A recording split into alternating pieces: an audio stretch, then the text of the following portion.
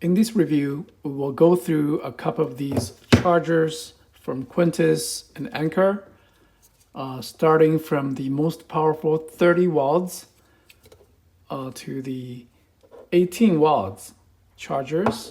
And this is also 18 watts with the PD port and the traditional USB-A port. This Anker one has a one power delivery port, Type-C, just like these rest of these chargers.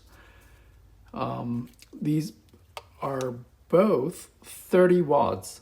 The Anker has a GAN tech, so it's more compact, but it is a little bit heavier, and this is the traditional one with the power delivery port, 30 watts.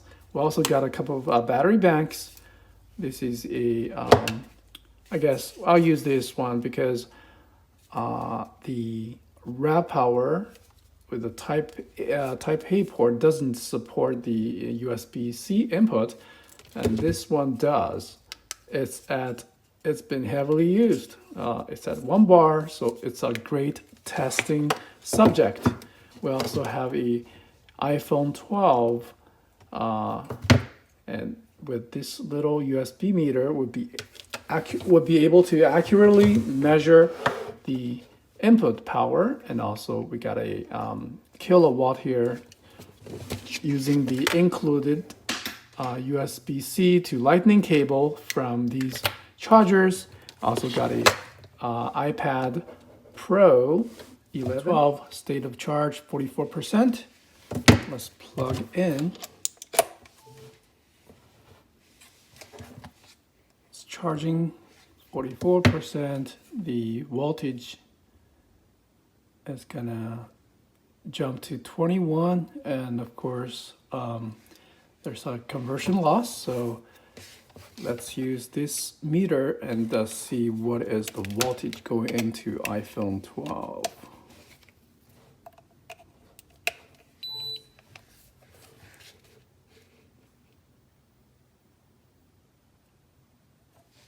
Let's wait for the 20 watts, okay?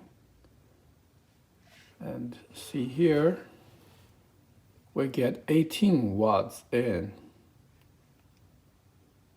So it is charging at the maximum rated power. We are at 45% already.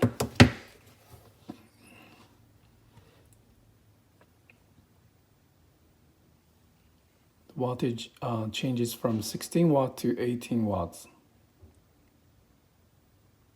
Okay, dropped a little bit as we are pushing a more power. Okay, let's see the other one from Anker.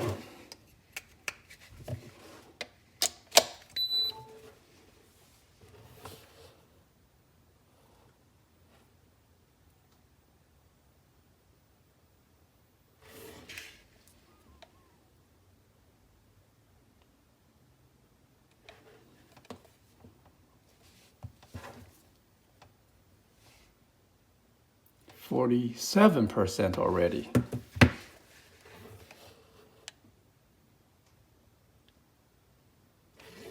Okay.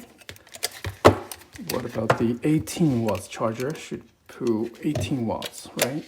So the first thing we tested is the 30 watt charger, and then the 30 watt charger from Anker. Okay, let's see this one, 18 watts.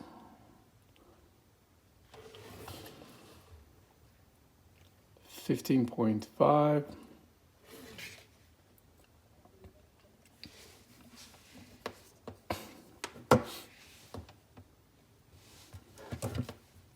It is fast. It is much faster than the original 5-volt charger included by the iPhone 11 or other previous gen iPhones.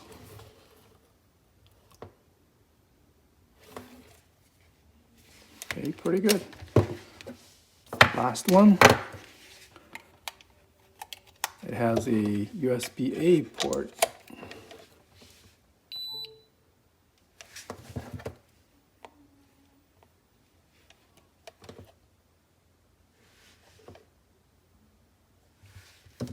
Yeah, these are very consistent with the one we just tested. 14.4 at 9 volts, 1.5 amps.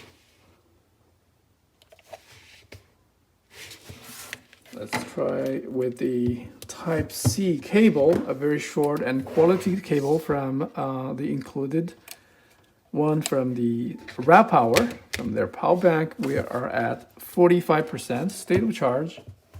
That's 45%. Well, immediately the power jumps to 20 watts. 21.1. Let's see what is the maximum it can take. I'll turn off the screen. With this kilowatt device, we can really look into the internal status of the charging process. Oh, wow, look at that. That's 24.3, 25. Well, the iPad can really push this device to the limit, I think. That's a 30 watts charger, and we're getting 29.5, 0.4. Yeah, this is excellent. The power cable is plugged in securely. Yeah, 30. Okay, let's see if it can push this in more, or it will just stay around 30 watts. Yeah, I think it's something like that. Okay, 30.7. It's really doing its job. 31.1. This is cool. Okay, let's try Anchor, the more compact version of this. Let's see. I'm really curious to see the output from different brands, see how they are doing. All right, immediately jump to 30 watts. Wow, the Anchor is fast. It really took a while for this charger to be recognized by the iPad. Oh, the power dropped a little bit, 25.9. So as you can see, the output isn't really consistent, going through different charging stages. Okay, we're back at 30. That's very, very interesting to see.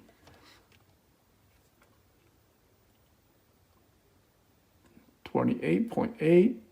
Yeah, these are very, very similar, but Anchor just took a little bit faster to get recognized as a 30 watt charger.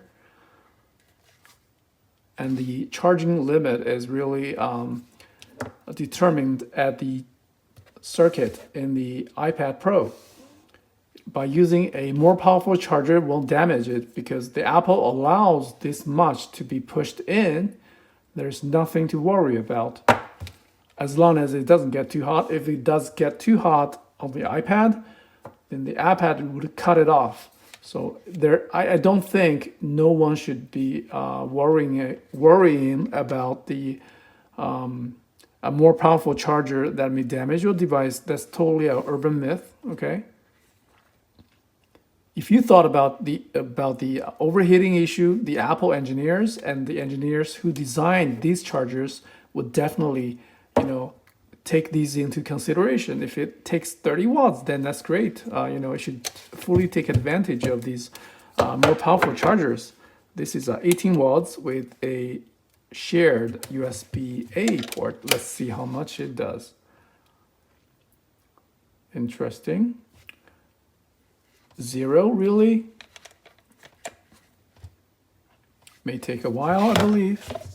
Is it charging? No, it doesn't not say it's charging.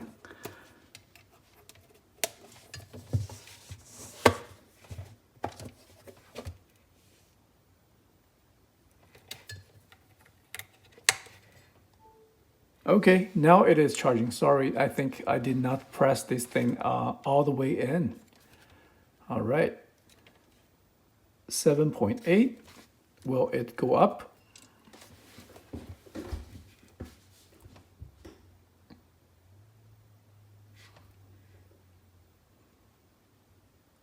Okay, I think this charger only can do, okay, going up 8.7, really takes a while to climb up all the way to 18 watts. I think it really takes time for the iPad to recognize and take more power from these chargers. Okay, for a minute I thought this may be a limit to in this charger, but it turns out we're doing great here. Yeah, we're doing great. 19.1.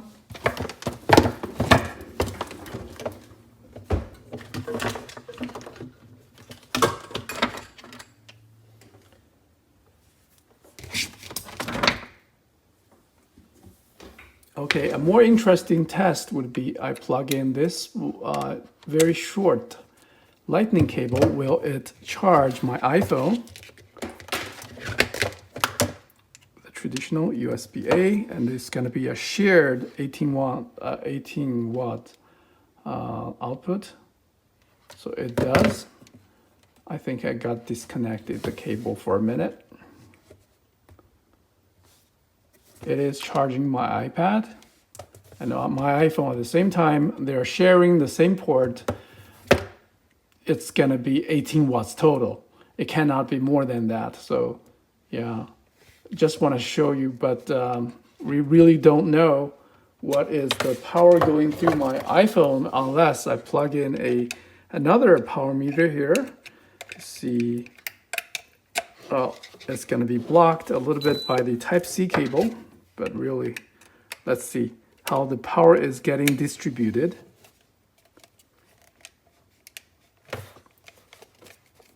We're pushing that 18 watts here, and my iPhone isn't getting any juice. It's all taken by that iPad Pro. All right, the power meter doesn't even light up. If I unplug the power meter, plug this one in,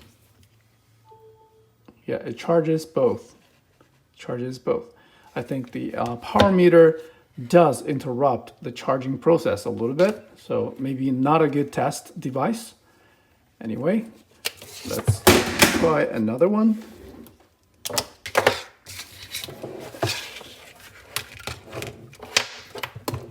The 18 watts without USB port, without USB-A port. Okay, 49% already. That was really fast. Immediately getting recognized as a 19.6 watts charger, as an 18 watt charger. I mean, that number is always going to be higher than whatever is going into the iPad Pro. So yeah, we got a great solid charger here. And of course, the Anker being the fastest, the most expensive charger. Let's see, what about recharging the power banks? This raw power USB-C power bank. I'll be really curious to see the charging progress. Okay, we're charging at immediately to 20.9 watts. It's pulling that maximum output. And let's try it's kind of hard to tell which one is 30 watts. This one is. Let's see here. 30 watts. Will it be able to pull 30 watts? Wow, that is fast. This is crazy. It is charging, blinking slowly, and we are at 32.8, almost 33 watts. This is a solid charger, guys. Let's try Anker.